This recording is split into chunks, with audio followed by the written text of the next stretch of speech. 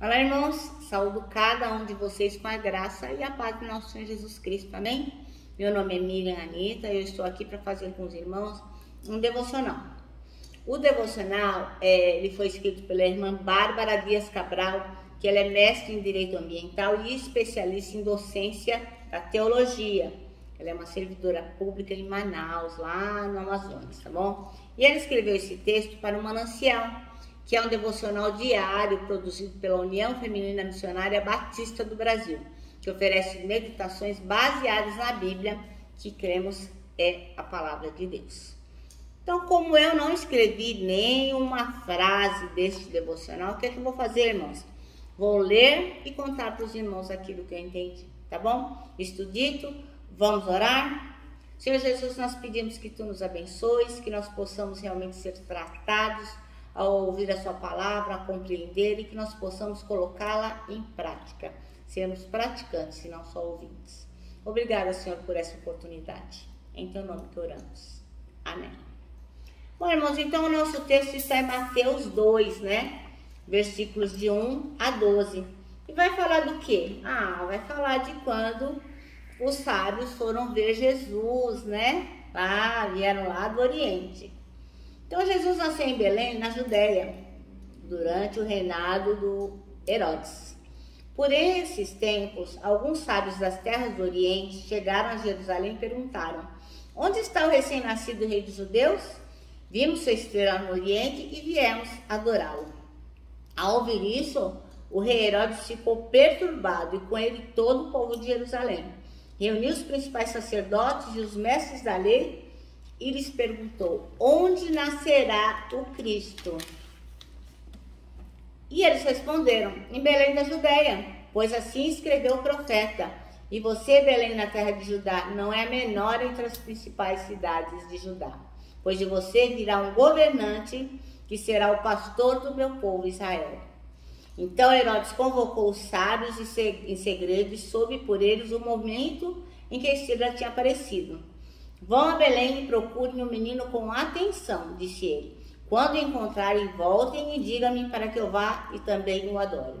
Após a conversa com o rei, os sábios seguiram seu caminho, guiados pela estrela que tinha visto no Oriente. Ela ia diante deles até que parou acima do lugar onde o menino estava. Quando viram a estrela, ficaram muito alegres. Ao entrarem na casa, viram um menino com Maria, sua mãe, e se prostraram e o adoraram. Então, abriram seus tesouros e o presentearam com ouro, incenso e mirra.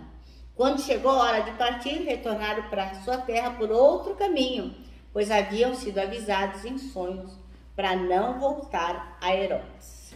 Então, a irmã Bárbara escolheu aqui o versículo 11 para ser o nosso versículo de referência. E diz assim: prostrando-se, o adoraram e abriram seus tesouros, entregaram-lhes suas ofertas, ouro, incenso e mirra.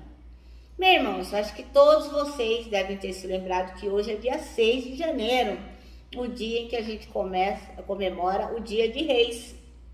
Então, é muito comum, né? Por exemplo, a minha mãe, ela seguia sempre a tradição. E muitas famílias brasileiras também seguem, que é o quê? Desmontar qualquer decoração de Natal na data de hoje. Então, dia 6 de janeiro é dia de desmontar as decorações natalinas.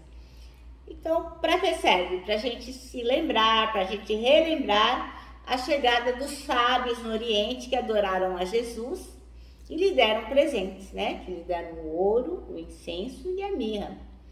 Então, a gente vê por aí, em todos os presépios de Natal, aquela assim, a manjedoura, o menino Jesus, José, Maria, as vaquinhas, aí vem lá os sábios do Oriente entregando os presentes, né?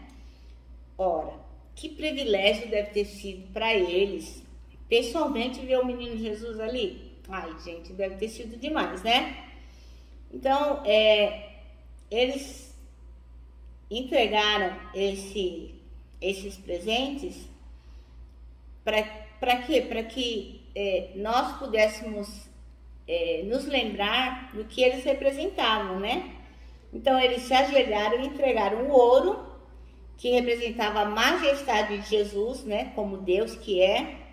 O incenso, que era oferecido só no altar, né? Como está em Deuteronômio 39, diz assim, ó: nesse altar não ofereçam incenso comum, nem animais, nem cereais, e não derramem ofertas de vinho sobre ele.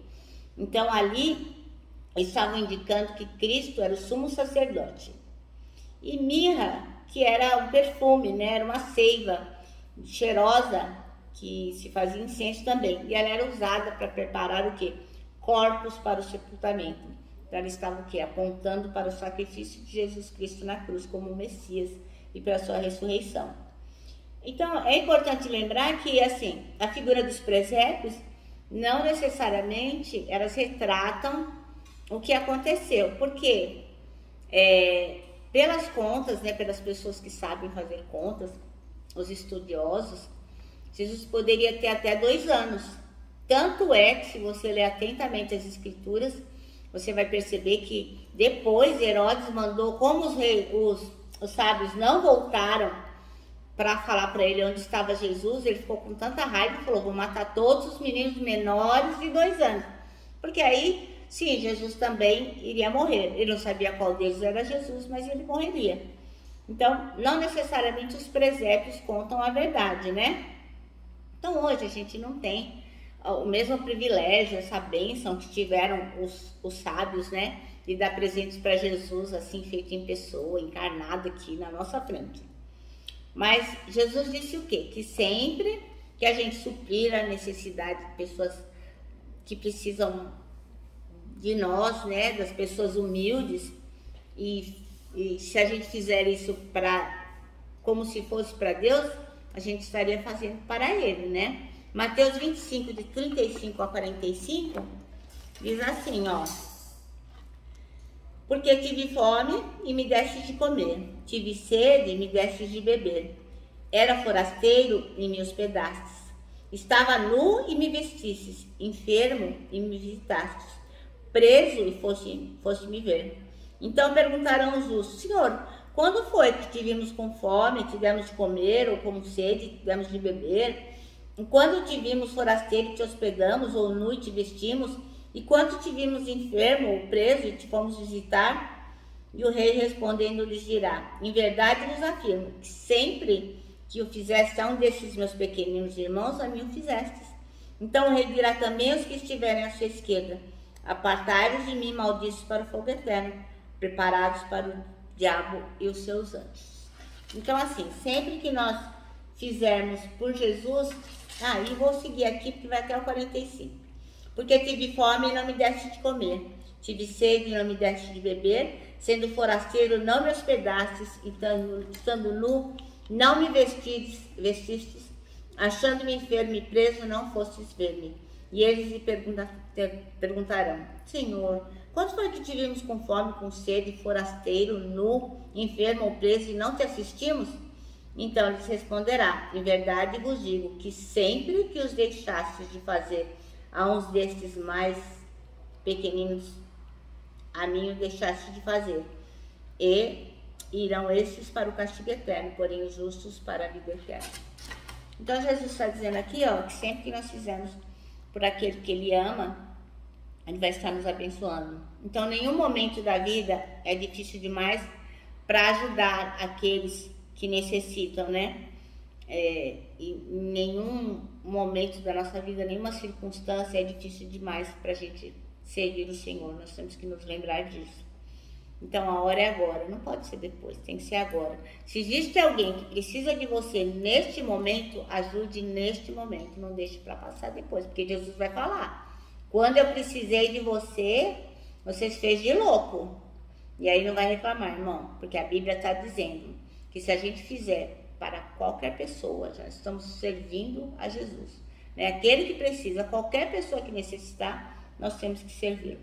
Então, a hora é agora. Não importa se a política, a economia não está boa, está instável. Não importa. Os sábios viajaram milhares de quilômetros. No tempo que não tinha metrô, nem ônibus, nem Uber, nada.